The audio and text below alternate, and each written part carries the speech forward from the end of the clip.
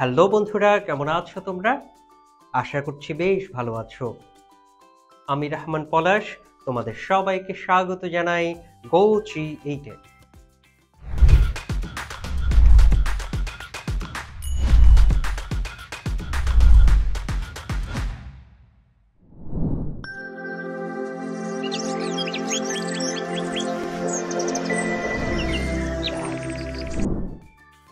বন্ধুরা, আগের এপিসোডে আমরা একাদশ ও দ্বাদশ শ্রেণীর যুক্তিবিদ্যা দ্বিতীয় পত্র বইয়ের পঞ্চম অধ্যায়ে কার্য-কারণ সম্পর্ক প্রমাণ পদ্ধতি থেকে অন্বয়ী পদ্ধতি, অন্বয়ী পদ্ধতির অপনয়নের সূত্র, অন্বয়ী পদ্ধতির ব্যাখ্যা নিয়ে আলোচনা করেছিলাম।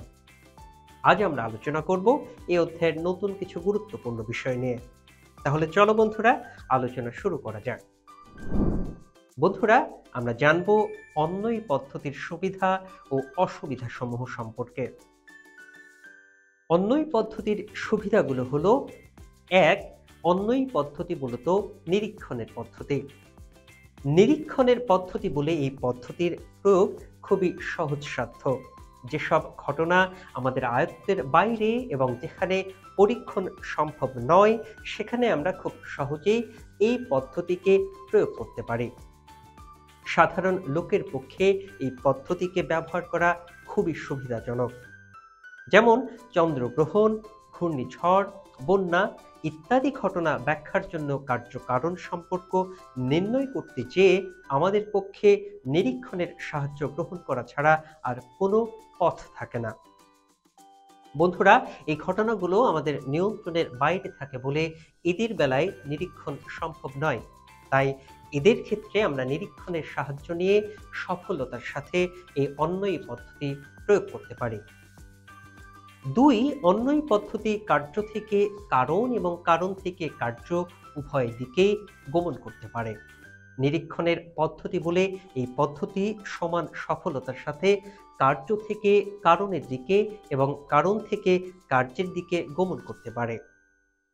আলোচ্য ঘটনা যদি কারণ হয়, তাহলে এই পদ্ধতির সাহায্যে তার কার্য আবিষ্কার করা যায়। আবার আলোচ্য ঘটনা যদি কার্য হয়, তাহলে এই পদ্ধতির সাহায্যে তার কারণ আবিষ্কার করা যায়। বন্ধুরা, ৩ রয়েছে অন্বয়ী পদ্ধতির প্রয়োগ ক্ষেত্র খুব ব্যাপক। অন্বয়ী পদ্ধতি একটি নিরীক্ষণের পদ্ধতি। সাধারণ মানুষ যে কোনো ঘটনাকে ব্যাখ্যা করার জন্য খুব সহজেই এই পদ্ধতিকে প্রয়োগ করতে পারে। পরীক্ষণ ভিত্তিক পদ্ধতির ব্যবহার খুবই কম, কারণ পরীক্ষণের ক্ষেত্রে নিয়ন্ত্রিত পরিবেশ ও যন্ত্রপাতির ব্যবহার প্রয়োজন হয়। সাধারণ মানুষ এর সাথে অভ্যস্ত নয়, তাই দেখা যায় যে অন্যান্য পদ্ধতির তুলনায় নিরীক্ষণ ভিত্তিক অস্থায়ী পদ্ধতির ব্যবহার অনেক বেশি হয়। ৪. অন্বয়ী পদ্ধতির সাহায্যে অবান্তর বিষয় অপনয়ন করা যায়। অন্বয়ী পদ্ধতির সাহায্যে কার্য-কারণ সম্পর্ক নির্ণয়ের সময় আমরা অনেক ঘটনার সম্মুখীন হই। এর মধ্যে কিছু ঘটনা আলোচ্য ঘটনার সাথে অপরিবর্তনীয়ভাবে উপস্থিত থাকে, আর কিছু ঘটনা থাকে পরিবর্তনীয়। এরা কোনো সময় আলোচ্য ঘটনার সাথে উপস্থিত থাকে, আবার কোনো সময় অনুপস্থিত থাকে। বন্ধুরা, আমরা জানি যে এমন কোনো পরিবর্তনীয় ঘটনা আলোচ্য ঘটনার কারণ হতে পারে না। তাই আমরা অন্বয়ী পদ্ধতির সাহায্যে ওইরূপ ঘটনাকে অপনয়ন করে অপরিবর্তনীয় ঘটনার দিকে আমাদের দৃষ্টি দেই। ৫. অন্বয়ী পদ্ধতির সাহায্যে কার্য-কারণ সম্পর্ক আবিষ্কার করা যায়। অন্বয়ী পদ্ধতি একটি আবিষ্কারের পদ্ধতি। এর সাহায্যে কার্য-কারণ সম্পর্ক প্রমাণ করা সম্ভব হয় না, এ কথা সত্য, কিন্তু এর সাহায্যে কার্য-কারণ সম্পর্কের একটা ইঙ্গিত পাওয়া যায়। বন্ধুরা, যুক্তিবিদ কফি বলেন, এই পদ্ধতির প্রধান উপকারিতা হচ্ছে পদ্ধতিটি প্রকল্পের আকারে একটি কার্য-কারণ সম্পর্কের আভাস দেয়, যাকে যাচাই করে নিতে হয়। বন্ধুরা, এই পদ্ধতি কার্য-কারণ সম্পর্কের যে ইঙ্গিত দেয় তাকে পরে যৌথ পদ্ধতি বা ব্যতিরেকি পদ্ধতির সাহায্যে প্রমাণ করে নেওয়া যায়। বন্ধুরা, চলো জেনে নিই অন্বয়ী পদ্ধতির অসুবিধাসমূহ। ১. প্রকৃতিগত ত্রুটি, আর এই ত্রুটিটি অন্বয়ী পদ্ধতির প্রকৃতির মধ্যে নিহিত।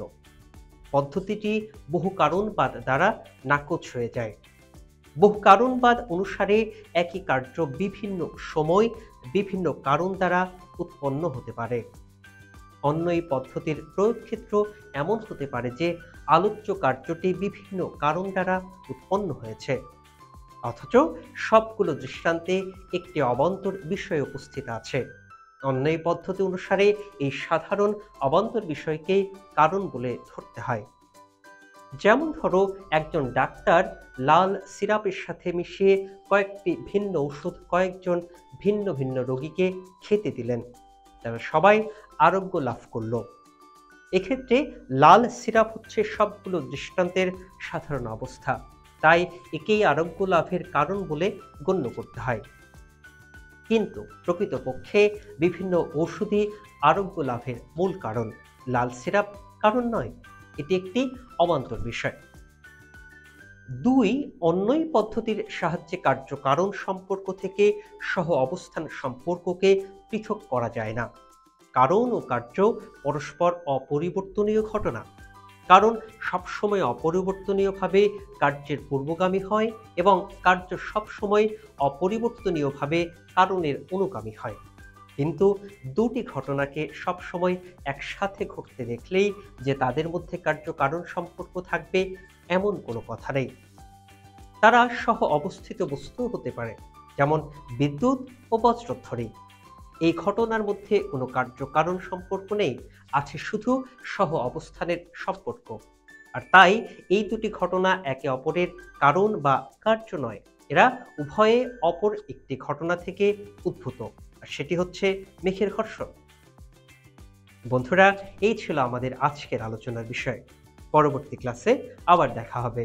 ততদিন পর্যন্ত তোমরা সবাই ভালো থেকো, সুস্থ থেকো এবং GoG8 এর সাথেই থেকো।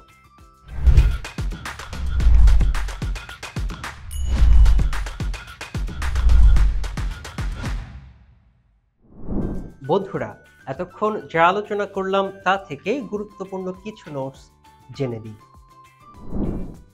অন্যই পদ্ধতি মূলত নিরীক্ষণের পদ্ধতি। অন্যই পদ্ধতি কার্য থেকে কারণ এবং কারণ থেকে কার্য উভয় দিকে গমন করতে পারে। অন্যই পদ্ধতির প্রয়োগ ক্ষেত্র খুব ব্যাপক। পরীক্ষণ ভিত্তিক পদ্ধতির ব্যবহার খুবই কম। অন্যই পদ্ধতির সাহায্যে অবান্তর বিষয় অপনয়ন করা যায়। অন্যই পদ্ধতির সাহায্যে কার্য কারণ সম্পর্ক আবিষ্কার করা যায়। যুক্তিবিদ কফি বলেন, এই পদ্ধতির প্রধান উপকারিতা হচ্ছে পদ্ধতিটি প্রকল্পের আকারে একটি কার্য কারণ সম্পর্কের আভাস দেয়, যাকে যাচাই করে নিতে হয়।